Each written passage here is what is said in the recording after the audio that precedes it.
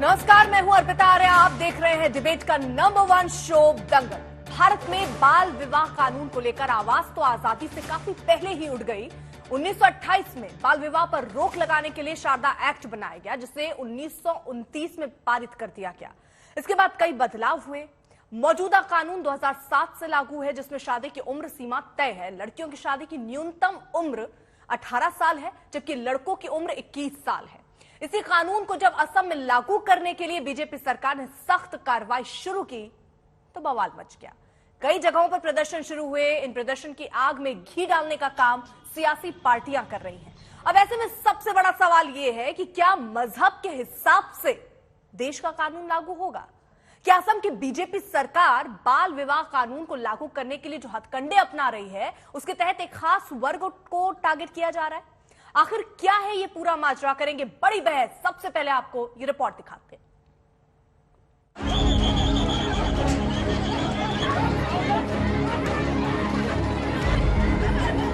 देश में मौजूदा बाल विवाह कानून भले ही 2007 में ही लागू हो गया, लेकिन 16 साल बाद भी इसकी धज्जियां उड़ाई जा रही है। इसके खिलाफ हंगामा मचा है, तोड़फोड़ और बवाल है।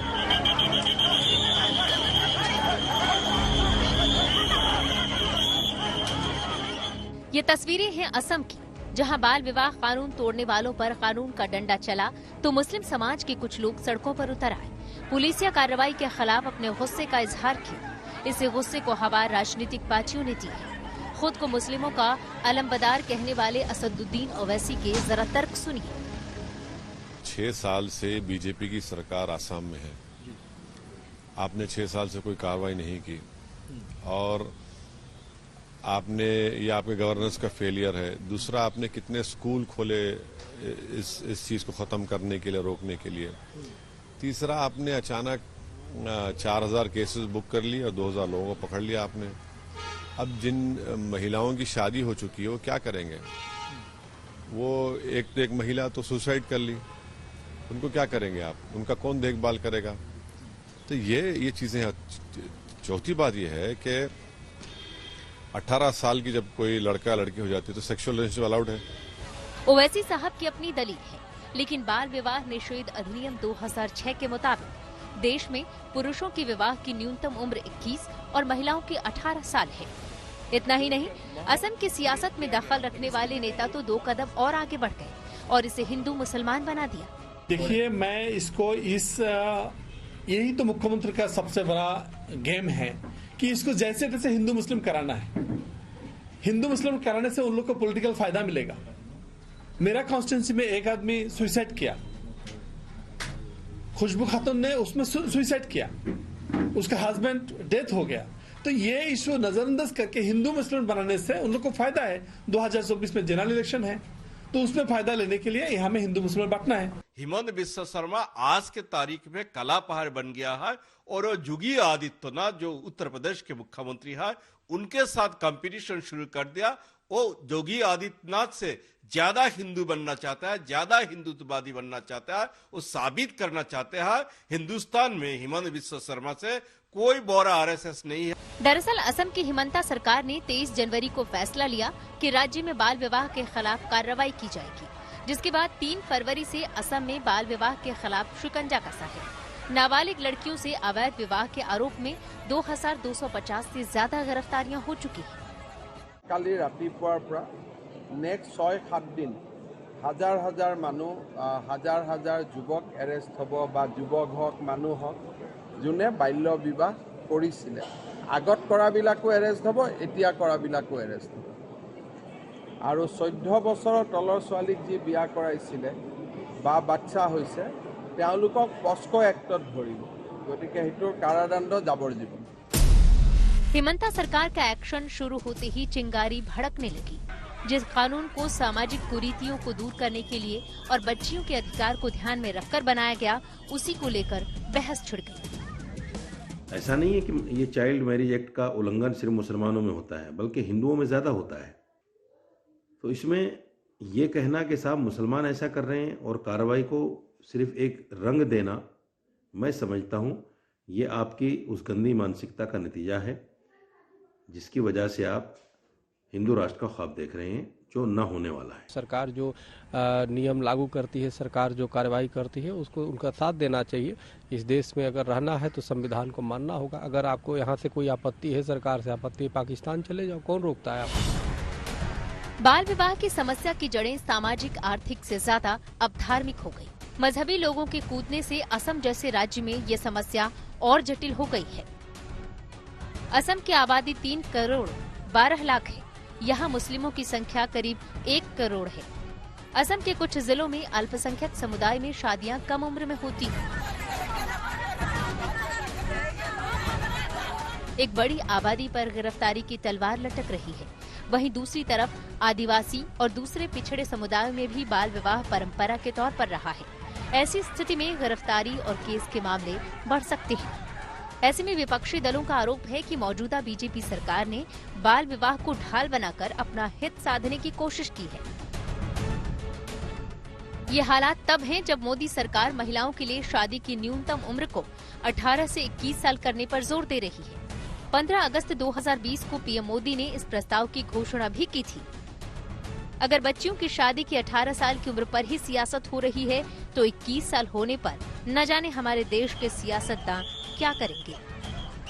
लखनऊ से समद श्रीवास्तव, गुवाहाटी से आफरीदा हुसैन के साथ आज तक ब्यूरो।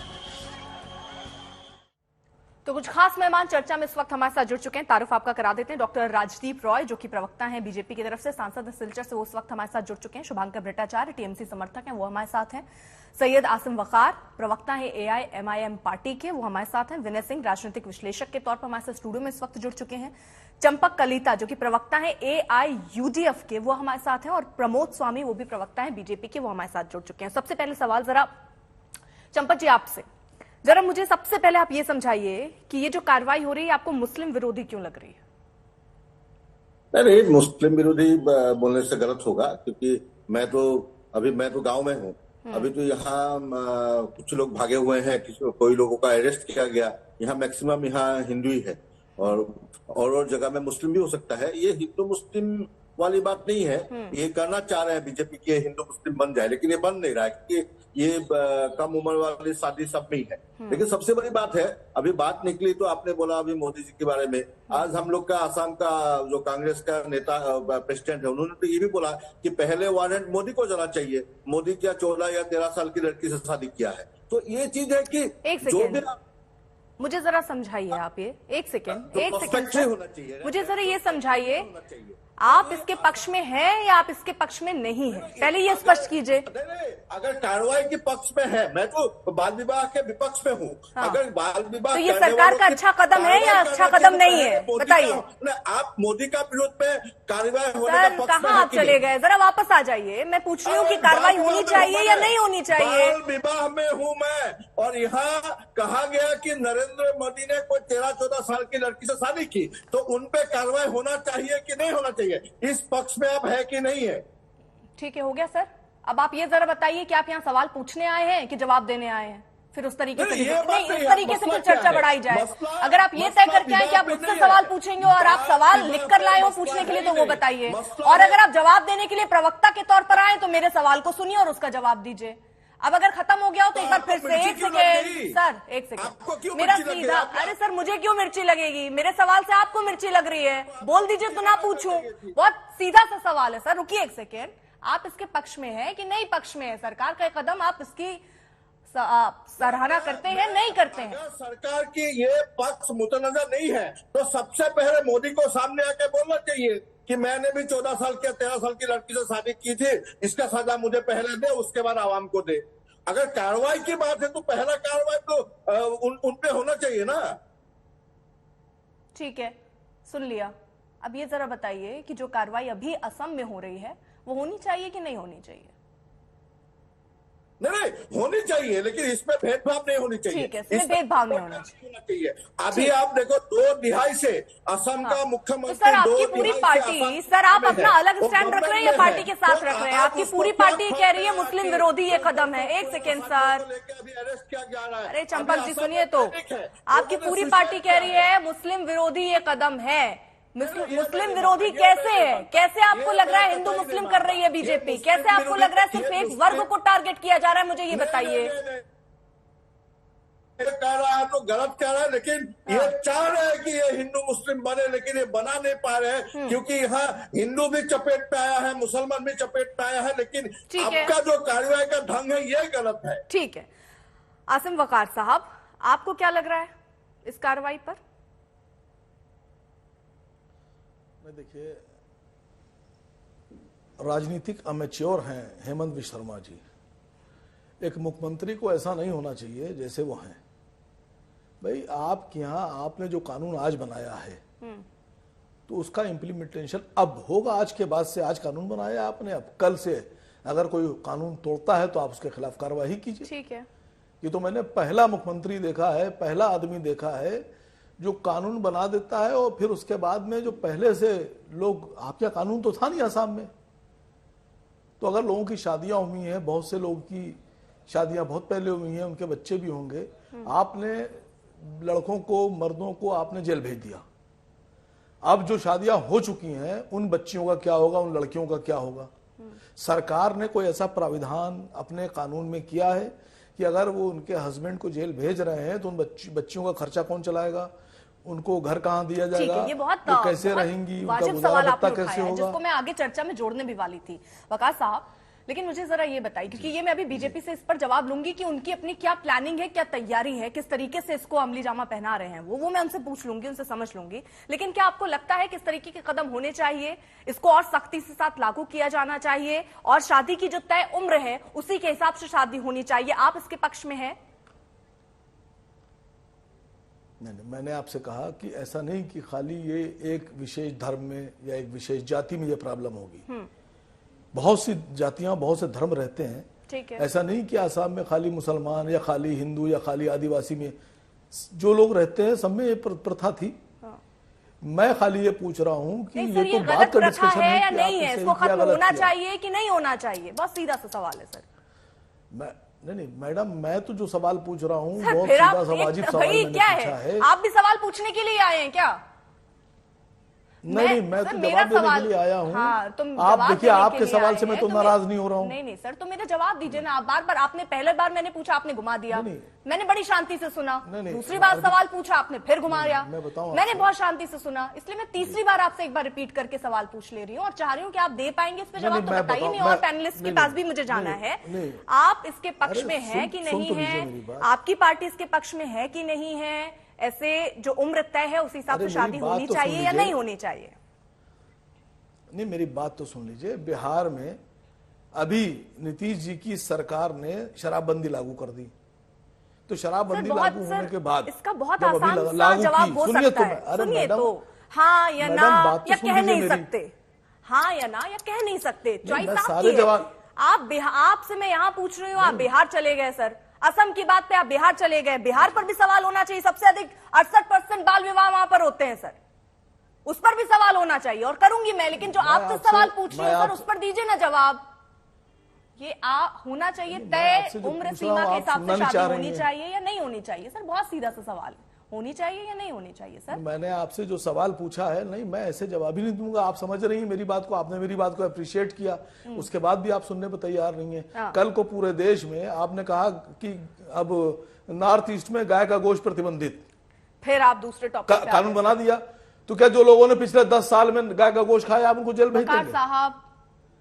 वकार साहब नहीं, मैं पूछ रहा हूँ आपसे। फिर आप कानून बना वो आप बाद में लागू करेंगे ना, इम्प्लीमेंटेशन तो बाद में होगा ना। सर आप ये बता दीजिए, आप जब सवाल ही पूछने के लिए आए हैं या ये मेरा काम है, शर्मा जी है नहीं ना? अब मेरे सवाल का जवाब दीजिए, होना चाहिए या नहीं होना चाहिए? ठीक है, उसका तरीका गलत हो सकता है मेरा। हाँ, उसका तरीका गलत हो सकता है। जो जिस आदमी का तरीका गलत है उसकी मानसिकता भी गलत है। हाँ, यानी ये नहीं होना चाहिए। मानसिकता गलत होती है, नहीं होना चाहिए, उसका ही तरीका गलत होता है। समझ गए सर, ठीक है। नहीं, मैं आपसे कह रहा हूँ कि उनके बच्चों के राजदीप रॉय साहब, ठीक है, समझ गई सर। वकार साहब क्या प्रावधान किया आपने अपने कानून में? वकार साहब कई सवाल यहाँ पर उठ रहे हैं कि आखिरकार 2007 से कानून अमल में है, देश में लागू है, अचानक से अभी नींद क्यों टूटी, अभी कार्रवाई क्यों?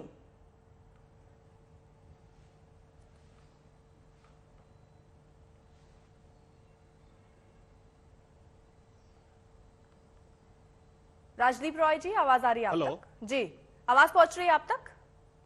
अच्छा, हाँ, हाँ, आपसे सवाल था, दोहराऊं मैं?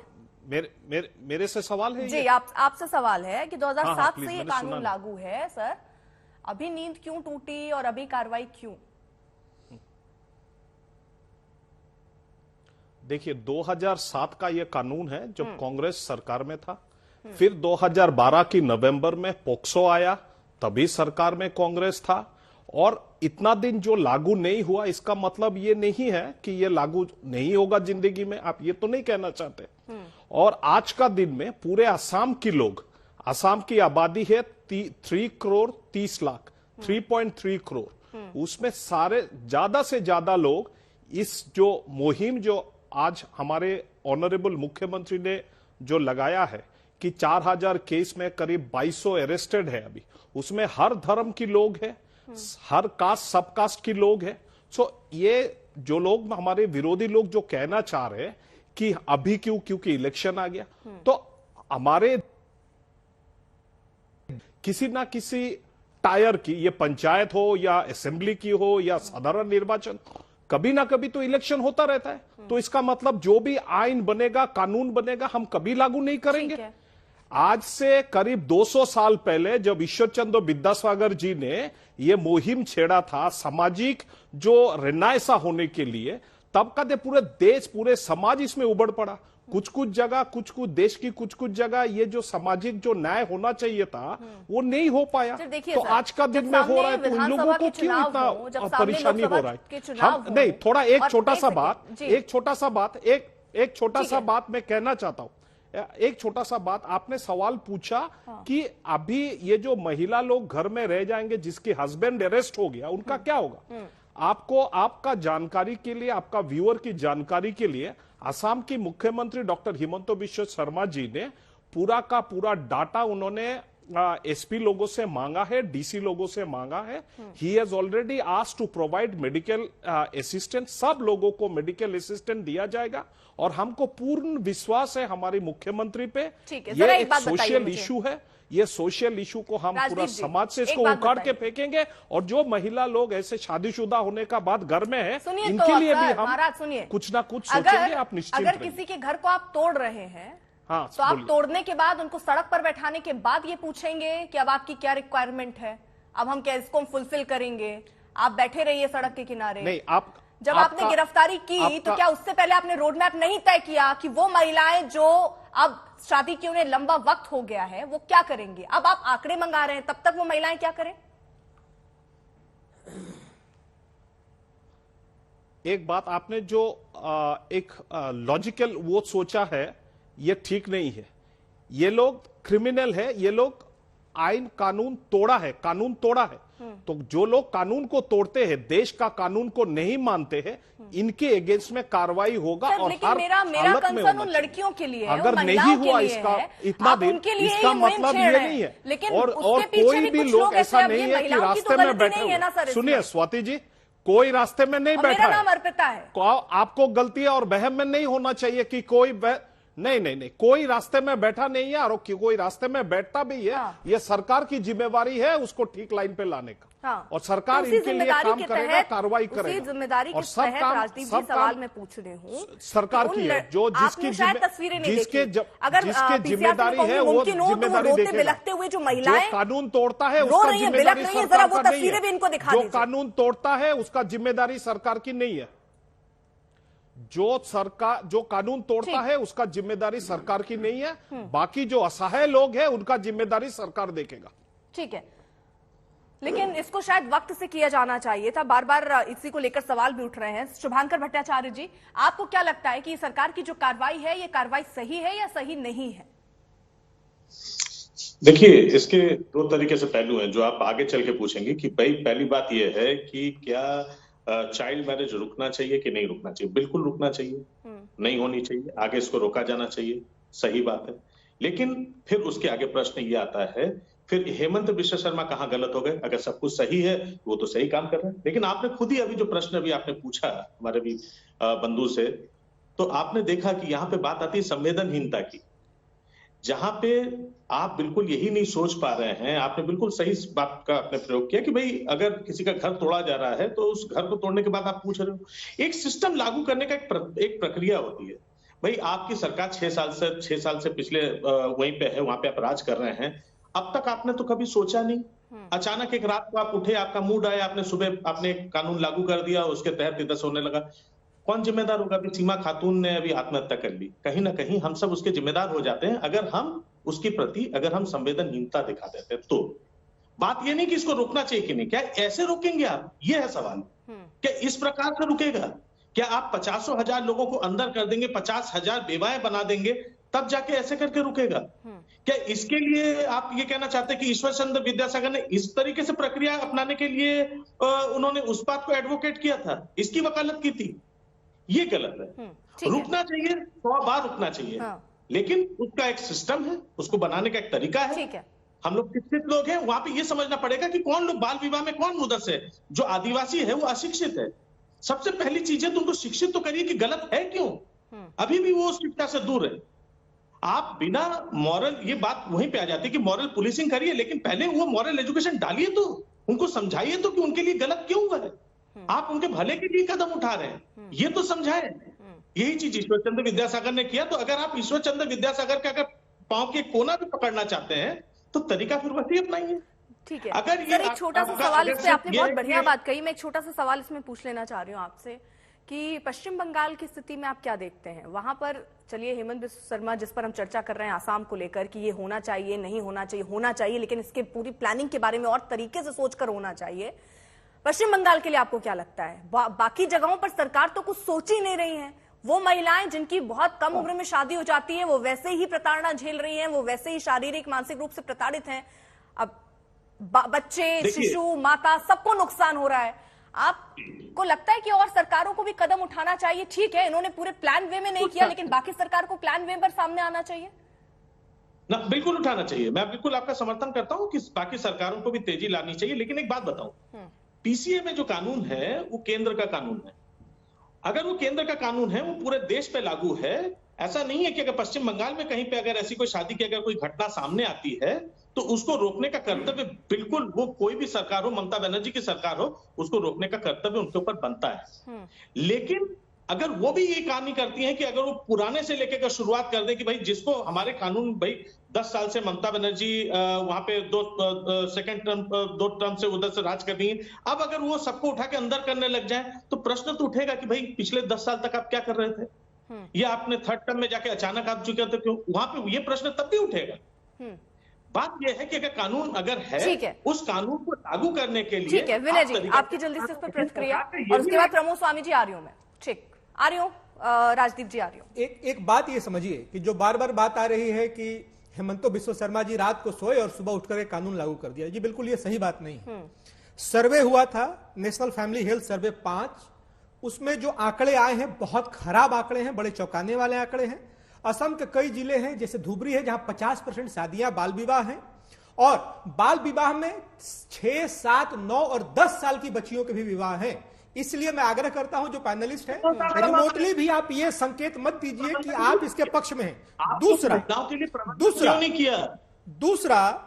कि आपने उन आप बोल रहे हैं कि यह मामला हिंदू मुस्लिम का है। अर्पिता जी, मैं आपको बता देता हूं कि बहुत सारे कंप्लेंट्स आए थे और मुस्लिम समाज की महिलाओं ने कंप्लेंट दिए हैं सरकार को, तो सरकार ने एकाएक एक्शन नहीं लिया है। यह हिंदू मुस्लिम का बिल्कुल मामला नहीं है।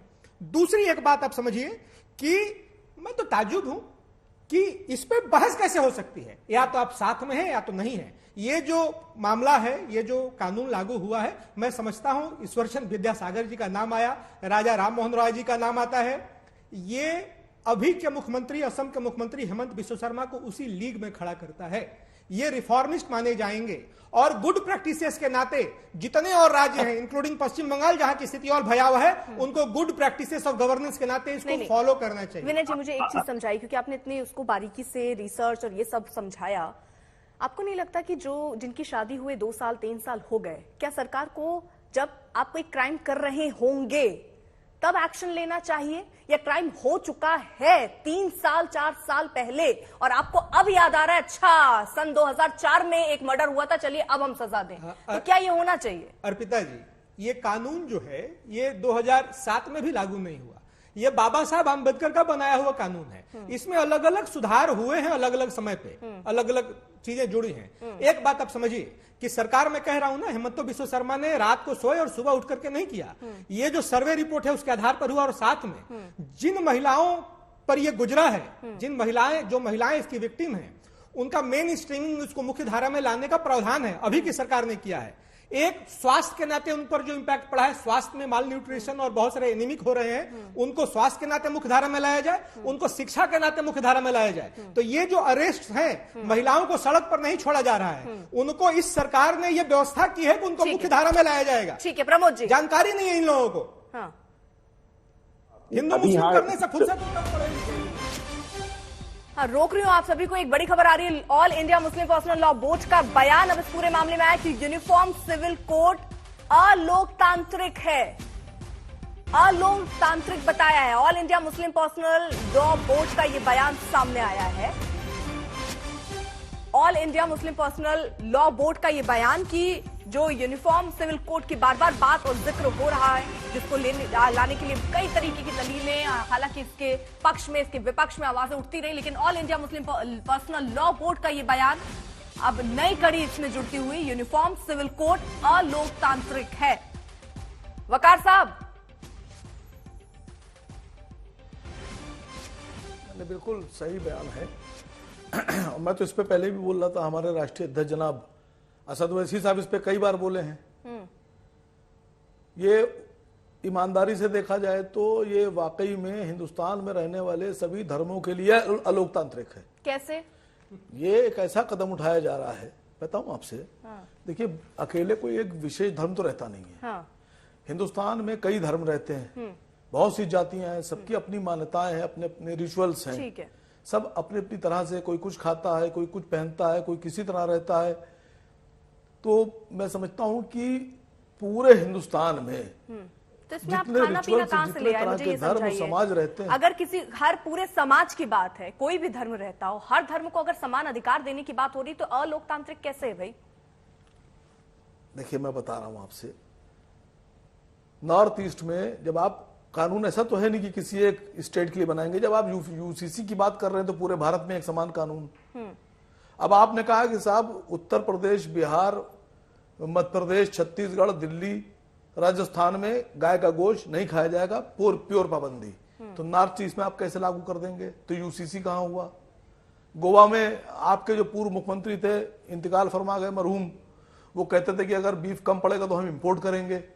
तो आप क्या लेकर आएंगे या हटा देंगे? सबको एक जैसा करेंगे? की बात है क्या? सवाल बहुत से खड़े होंगे। पता होगा शायद, पूरे डॉक्यूमेंट्स आप तक पहुंच गए होंगे। खाने पीने का जिक्र है क्या इसमें?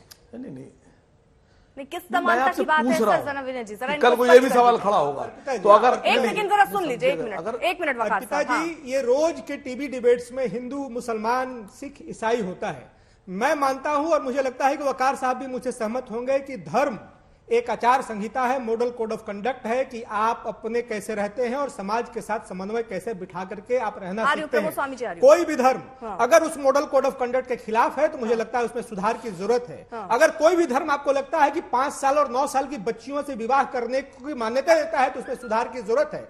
कोई भी धर्म अगर इस बात की मान्यता देता है कि जिस बाल विवाह के कारण 25% महिलाएं मर जाती हैं प्रसव पीड़ा में और बाकी बीमारियों से, अगर उसके लिए आपका धर्म इजाजत देता है तो उसमें सुधार की जरूरत है। और अर्पिता जी, मैं मानता हूं कि कोई धर्म इसकी इजाजत नहीं देता। जो लोग बैठ करके यहाँ इंटरप्रिटेशन करते हैं उस धर्म का गलत इंटरप्रिटेशन करते हैं। कोई धर्म इजाजत नहीं देता। मैं बता रहा हूं कि केंद्रीय स्वास्थ्य मंत्रालय ने अभी एक सर्वे किया जिसमें आसाम में जो 18 वर्ष के नीचे की जो हमारी बच्चियां हैं उनकी जो शादी का जो दर है वो 31% है, जबकि ऑल इंडिया में ये 23% है। और जो शिशु मृत्यु दर और मातृ मृत्यु दर, जो अगर कम उम्र की बच्चियों की अगर हम विवाह करते हैं तो उससे शिशु मृत्यु दर और मातृ मृत्यु दर का खतरा जो है वो बढ़ जाता है।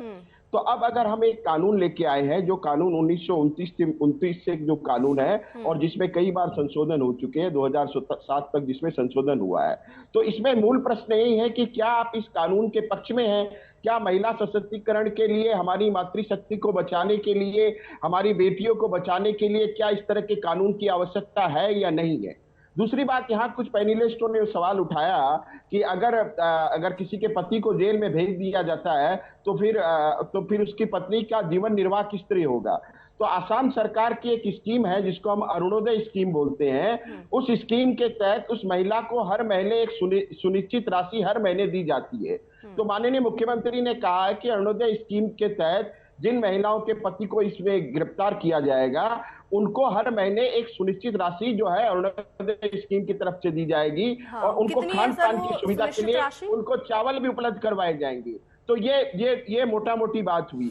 अब सवाल ये उठता है, सुनिश्चित शादी अरुणोदय स्कीम के तहत हर महीने एक सुनिश्चित राशि दी जाती है, वो राशि दी जाए। अभी वो राशि 1250 रुपया है, जिसको आगे और भी बढ़ाया जा सकता है, और चावल भी उनको फ्री दिया जाएगा, और उनकी जो भी अन्य आवश्यकता है उनको भी पूर्ण करने के लिए सरकार पूरी तरह से प्रयास करेगी। लेकिन मैं सिर्फ यही कहना चाहता हूं कि जो लोग महिला सशक्तिकरण की बात करते हैं, मुझे ये समझाइए, वो फिर से एक सवाल मैं आपसे भी जरा समझ लेना चाहती हूँ सरकार में, क्योंकि आप हैं, विनय जी से भी मैंने वो सवाल पूछा ही। जब कोई क्राइम हुआ, क्या उस समय रोकने के लिए भी आपने कोई नियम बनाए? क्योंकि जिनकी शादी हो गई, वो महिलाएं जिसने एक आत्महत्या कर ली, वो महिलाएं जो रोती बिलखती नजर आ रही हैं, आप समझ रहे हैं 1200 में उनका पूरा घर का खर्चा चल जाएगा? या उस कड़ी को ही आपको वहीं पर खत्म करना चाहिए जहां पर इस उम्र के लोग शादी कर रहे हैं, उस समय ही कार्रवाई होनी चाहिए, ना कि 4 साल बाद, ना कि 5 साल के बाद? नहीं, इसमें जो मोस्टली जो केसेस जो अरेस्ट हुए हैं वो 2020, 21 और 22 के हैं। अब लेकिन एक सवाल उठता है कि अगर 3 वर्ष पहले किसी ने क्राइम किया तो क्या उसको छूट मिल जानी चाहिए क्या?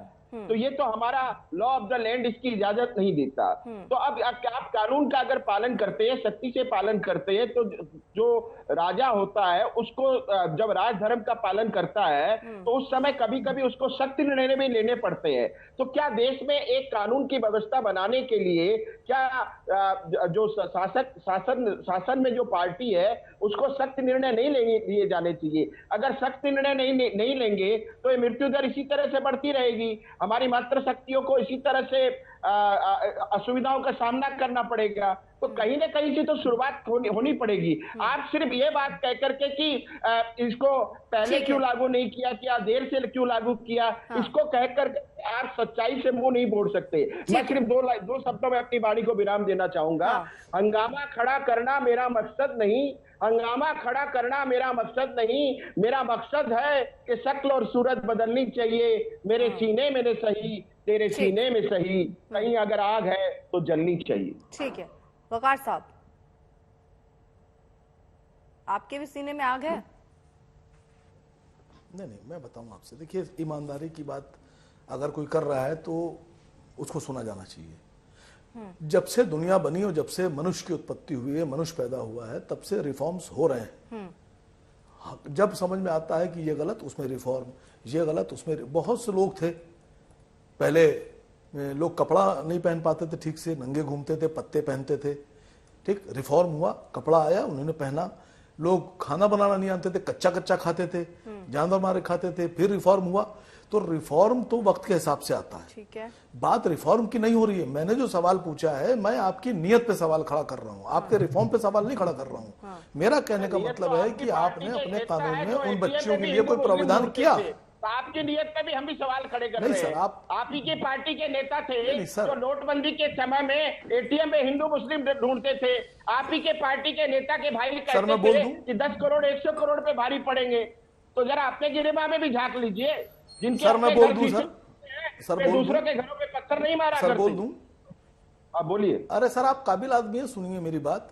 देखिए मैं बोल दूं, मैं कह रहा हूं कि बात रिफॉर्म्स की नहीं है, बात आपकी नियत पे है। मेरा सवाल सीधा सा ये था कि जिन बच्चियों के शौहर हैं, 2-2, 3-3 साल शादी के हो चुके हैं, 4-4 साल शादी के हो चुके हैं, मैंने तो यही, आप पूरी डिबेट सुनिएगा, मैं तो सिर्फ ये पूछ रहा हूं कि आपने उनके लिए क्या प्रावधान किया है, उनके घर के खर्चे कैसे चलेंगे। देखिए ये जो बीमारी है ये गरीबों में होती है। सुनिए सर, जो ये बीमारी है, ये बाल विवाह की, ये बीमारी गरीबों में होती है। जिनके पास बेचारों पास आशाइश नहीं होते हैं, उनका रहन सहन ठीक नहीं होता, उनके पास। मैं पूछ रहा हूं कि आपने उनके लिए क्या प्राविधान किए हैं? आप बताने में तैयार नहीं, आप लड़े जा रहे हैं। नहीं, मैंने जवाब दिया। अरुणोदय सर थोड़ा सा ब्रेन खोलिए, अकल लगाइए। देखिए मैंने सवाल क्या पूछा है। उनको खान पीन के लिए चावलों की सुविधा दी जाएगी, अन्न प्रदान। कब देंगे आप? जब मर जाएंगे वो? नहीं, कब देंगे सर आप? हम लोग के पूछने के बाद देंगे? हम लोग के सवाल खड़ा करने के बाद देंगे? नहीं, आप कब देंगे सर? आप डिबेट को घुरा रहे हैं। जब मैंने बोल दिया कि उनको मिलेगा, फिर भी आप एक ही प्रश्न कर रहे हैं। कब मिलेगा? मैं पूछ रहा हूँ कब मिलेगा? जब मर जाएंगे? चाहते हैं कि बच्चियों की शादी 14 वर्ष की उम्र में हो? आप चाहते हैं? बताइए, जवाब दीजिए सर। आप निहायत कम अकल आदमी दिख रहे हैं मुझे। नहीं, वकार साहब, निहायत कम अकल आदमी दिख रहे हैं मुझे। यहाँ बैठकर पर्सनल टिप्पणी तो नहीं कीजिए आप। किसी को भी, यहाँ जितने पैनलिस्ट आए सब सम्मानीय हैं, आप किसी को कम अकल नहीं कह सकते। एक सेकेंड, नहीं सर, वकार साहब एक सेकेंड, मैं रोक रही हूँ। चंपक कलीता साहब, आप, क्योंकि बार बार मैंने उसी बात से शुरू किया था, आपके नेता हैं अमीनुल इस्लाम, जो कि कह रहे हैं कि 2024 में फायदा लेने के लिए हिंदू मुस्लिम को बांटा जा रहा है। ये हिंदू मुस्लिम कर रहे हैं, ये मुस्लिम विरोधी हैं। ये कैसे आपके नेता ये बात कह रहे हैं और आप क्यों इनसे अलग बात कर रहे हैं? यही तो कह रहा हूँ। ये हिमंत बिश्व शर्मा जी नया बीजेपी है, प्रमोद स्वामी जो नया बीजेपी है, इनको अभी प्रूव करना पड़ेगा कि हम लोग कांग्रेस से आए हैं तो ज्यादा हिंदू है। इसीलिए अगर बाल विवाह के तहत, बाल विवाह निषेध अधिनियम के तहत कुछ कार्रवाई हो रही है। एक सेकेंड, चंपक जी सुनिए। 24 को जामीन दिया है, आपको मालूम है कि नहीं? सुनेंगे अब, माजूली की सुनेंगे आप। 24 के अगर बाल विवाह के तहत कार्रवाई हो रही है, जिसने बाल विवाह किया उन पर कार्रवाई हो रही है, तो इसमें मुस्लिम और हिंदू कैसे हुआ, मुझे ये समझाइए ना। मैं खुद बोल रहा हूँ, असम में ये हिंदू मुसलमान का लेने सबके लिए हो। नहीं तो आपके नेता क्यों कह रहे हैं कि 2024 में हिंदू मुस्लिम करने की कोशिश कर रहे हैं वोट बैंक के लिए? आपको क्यों लग रहा है ये? फिर मुझे बताइए ना। कि नरेंद्र मोदी का क्या होगा? नरेंद्र मोदी का क्या होगा? 13-14 साल की लड़की से शादी हो गई थी, उनका क्या होगा? आपने भी नहीं पूछा, उन्होंने भी नहीं बताया। अर्पिता जी, इस अब कमाल की बात है, अभी जो हो रहा है वही देख लीजिए। मुसलमानों के शुभचिंतक संगठन all India Muslim personal law board का बयान आ गया, वक्फ बोर्ड का भी आ जाएगा। ओवैसी साहब की पार्टी के नुमाइंदे बैठे हुए हैं, AIUDF के नुमाइंदे बैठे हैं। इस स्थिति में इन चारों का यह आना चाहिए था, वक्फ बोर्ड, ओवैसी साहब की पार्टी, AIUDF, सबको, कि हाँ भाई जो महिलाएं प्रभावित हो रही हैं हम उनको मदद करेंगे, उनके स्वास्थ्य की चिंता करेंगे, उनका एजुकेशन को मेन स्ट्रीमिंग हो। अगर सही में आप उस समाज के शुभचिंतक हैं तो आप कर क्या रहे हैं? आप घुमा फिरा करके 9 साल और 6 साल की बच्चियों के विवाह का समर्थन कर रहे हैं। आपको मालूम है क्या होता है 9 साल और 6 साल की बच्चियों का? 18 साल से कम की बच्चियों का विवाह, इट अमाउंट टू रेप, वह बलात्कार की श्रेणी में आता है। तो आप बाल विवाह के प्रति सॉफ्ट नहीं हो रहे हैं, आप रेपिस्ट के प्रति सॉफ्ट हो रहे हैं। और इसमें तो बहस की गुंजाइश कहां थी? दोनों बाह खोल के स्वागत करना चाहिए था और यह कहना चाहिए था कि पूरे देश का अगर आंकड़ा 21% है, 1% भी नहीं होना चाहिए। असम में अगर 30% से ऊपर है तो शर्मनाक है। मैं तो कहता हूं यह आंकड़ा 0% होना चाहिए। और वकार साहब ने जो कहा, 21वीं सदी में हम जी रहे हैं, समय समय के हिसाब से मानव जाति ने और सभी धर्मों ने और सभी देशों ने रिफॉर्म्स किए हैं। तो 21वीं सदी के साथ चलना और बोलना सीखिए, और बोलने में इस बात का ध्यान रखिए कि आप कहीं रिमोटली समर्थन करते हुए नहीं दिखे ऐसे कुप्रथा का, ऐसी खराब चीज का। वकार साहब, आप खुल करके विरोध कीजिए उसका। देखिए, इस डिबेट में बैठे हुए किसी भी आदमी ने यह नहीं कहा कि रिफॉर्म नहीं होना चाहिए। मेरे साथ साथ किसी ने भी ये नहीं कहा कि आप ये कह रहे हैं कि ये जो हो, अगर ऐसा हुआ है या हुआ है तो वो गलत है, या जो हो रहा है वो गलत है? आपको लगता है ये स्वीकारेंगे आप नेशनल टीवी पर बैठकर? टीवी पर मैं तो आपके टीवी पे खुल के बोल रहा हूँ कि अगर कहीं प्रथा खिलाफ कुप्रथा है तो वो बदलना चाहिए। मेरी बात को समझिए, गलत है कि नहीं है सर? प्रथा हो ये नहीं होना चाहिए, रुकना चाहिए, घर में हो या नहीं आना चाहिए, ये मानते हैं कि नहीं आप? अरे मैडम, अरे अर्पिता आर्या जी, पहले बात तो सुन लीजिए पूरी। मैं कह रहा हूं कुप्रथा मेरे घर में हो या आपके घर में, बदलना चाहिए। जहां गलती होगी उसको सुधारा जाना चाहिए। आप जो ये कानून लेके आए हैं, मैंने एक बार भी नहीं कहा कि नहीं बच्ची की शादी होना चाहिए, नहीं होना चाहिए। बच्ची बच्ची होती है, चाहे मेरे घर की हो चाहे आपके घर की हो। मेरा कहने का मतलब यह है कि अगर आपको लगता है कि जिन्होंने शादियां कर ली मर्दों ने बच्चियों से वो गुनहगार, तो जिन इलाकों में पुलिस के रहते हुए शादियां हुई वो पुलिस वाले क्यों गिरफ्तार नहीं हो रहे हैं? प्रीता जी, ठीक है, वहां के समाज सुधारक डॉक्टर और जो वहां के लोग जो सरकारी वो गिरफ्तार क्यों नहीं हो रहे हैं? प्रीता जी, ठीक है, प्रमोद जी, वकार भाई कह रहे हैं कि रिफॉर्म्स होना चाहिए, लेकिन जब 3 तलाक के विरोध में जब मोदी जी कानून लेके आते हैं और तलाक तलाक बोल करके हमारे नहीं, वो गलत है सर, नहीं वो गलत है, नहीं वो गलत है, वो गलत है सर। तब आप उस रिफॉर्म का समर्थन नहीं करते। अरे मोदी जी पे बोल दीजिए सर। आप संविधान की बात करते हैं, राम जन्मभूमि अभी भाग जाएंगे आप अगर बोल दूंगा मैं 2 बात से, तब आपके नेता उसका विरोध करते हैं। अभी बोल दूंगा तो आप भाग जाएंगे डिबेट छोड़कर सर। आप रिफॉर्म्स को मानते हैं, जरा बताइए कैसे आप 28 लाख हिंदू बहनों को बिना तलाक के छोड़ दिया गया, कानून बनाएंगे आप? 28 लाख हमारी हिंदू बहनों को अबेंडन कर दिया गया, कानून बनाएंगे आप? सजा देंगे आप? आपको समर्थन करना चाहिए। आपको मुस्लिमों की आप हमसे कह रहे हैं 4 शादी ना करो, बहनों के स्वाभिमान, आपके सांसद खुद 2-2 शादी 3-3 शादी करके बैठे हुए हैं। कानून बनता है तो आप उस कानून का क्यों विरोध करते हैं? जरा बताइए आप। आपके नेता सर मैं कह रहा हूँ 28 लाख हिंदू बहनों को बिना तलाक के छोड़ दिया गया। बड़े बड़े नाम है जिन्होंने अपनी बीवी को बिना तलाक के छोड़ दिया ना। आप कानून बनाएंगे, जेल भेजेंगे आप? नहीं, आप मेरी बात का जवाब दीजिए ना। अरे आप जवाब दीजिए, आप क्यों जवाब नहीं दे रहे हैं? आप जज हैं, आप जवाब देने के लायक नहीं है। नहीं, कानून सबके लिए बराबर है। मैं कह रहा हूं जिन लोगों ने अपनी बीवी को बिना तलाक के छोड़ दिया है वो जेल ले जाएंगे कि नहीं जाएंगे? जाना चाहिए नहीं जाना चाहिए? ये कानून आसाम सरकार ने बनाया है और ये कानून आसाम में लागू है। मैं पूछ रहा हूं जिन लोगों ने अपनी बीवी को बिना तलाक के छोड़ दिया है उनको जेल जाना चाहिए कि नहीं जाना चाहिए? जाति धर्म और हवा निकल गई 2 मिनट में आपकी सर। यहाँ बैठकर रिफॉर्म की बात कर रहे थे, कानून की बात कर रहे थे आप इस कानून की आड़ में अपनी राजनीतिक रोटियां सेक रहे हैं और देश। ठीक है, 1 सेकंड राजदीप जी भी जल्दी, आखिरी कमेंट, समय की थोड़ी कमी। राजदीप जी आप सर हमने तो आप ही को सेक दिया अभी। हाँ ठीक है, 1 सेकंड राजदीप जी। देखिए, एक आंकड़ा मैं बोलना चाहता हूं, बाकी सब लोग थोड़ा ध्यान से सुने, ये कोई राजनीतिक पॉइंट नहीं है। असम में जिस टॉपिक पे आज आप डिबेट के लिए बुलाया है सबको, उसमें केसेस है 8,185 केसेस। इसमें 5,000 ऐसे केसेस है जो अरेस्टेबल नहीं है, जो बेलेबल है और जो नोटिसेबल है। नोटिस दिया जाएगा, नोटिस का आंसर देंगे, ये लोग लीगल कार्रवाई होगा। सिर्फ 3,000 से कुछ केस कम है जो केस थोड़ा क्रिमिनल इंडिकेशन है, इनको अरेस्ट किया जाएगा। उनमें से आधा लोगों को शायद अरेस्ट किया गया। आप लोगों ने सवाल उठाया, ये सोची समझी है क्या? पहले से बोला गया? ऐसा क्रिमिनल को पहले से इंटीमेशन देके अरेस्ट करने का कहीं पे प्रावधान भारत जो छोड़ दीजिए पृथ्वी में कहीं पे नहीं है। आपने और एक सवाल उठाया है इस डिस्कशन के दौरान कि क्राइम तो हो गया पहले 3 साल पहले, अभी इसके ऊपर कार्रवाई क्यों करेंगे? देखिए, भारत का आईन कानून ऐसा है कि जब भी इसके ऊपर जो मैसेजिंग है या थोड़ा ध्यान में आता है कि ऐसा क्राइम हुआ है, तभी सरकार इसके ऊपर एक्शन लेगा। हम चलते हैं थोड़ा दूसरी तरफ। यूनाइटेड नेशंस की एक सोशल डेवलपमेंट गोल है। इस सोशल डेवलपमेंट गोल की 2 इंपॉर्टेंट पैरामीटर है, इन्फेंट मोर्टेलिटी रेट और मैटरनल मोर्टेलिटी रेट। मैं डॉक्टर हूं, इसका इंप्लीकेशन जानता हूं। भारतवर्ष में 30 राज्यों में कैसे, कौन सा राज्य में क्या स्थिति है वो मैं जानता हूं। असम का स्थिति अच्छा नहीं था। इतना दिन ये लोग सरकार में थे, इसके ऊपर जो कार्रवाई करना था नहीं करवाए। मैं जिस कॉन्स्टिट्यूएंसी से आता हूं, आज से 1 साल पहले मेरी मुख्यमंत्री ने मेरे को एक दिन रात में फोन किया कि डॉक्टर राजदीप, आप डॉक्टर हो, आपकी डिस्ट्रिक्ट में इन्फेंट मोर्टेलिटी रेट काफी हाई है, आप उस पर थोड़ा ध्यान दीजिए। मैं नेक्स्ट डे हमारा यहाँ पे हेल्थ की ज्वाइंट डायरेक्टर का साथ बात किया।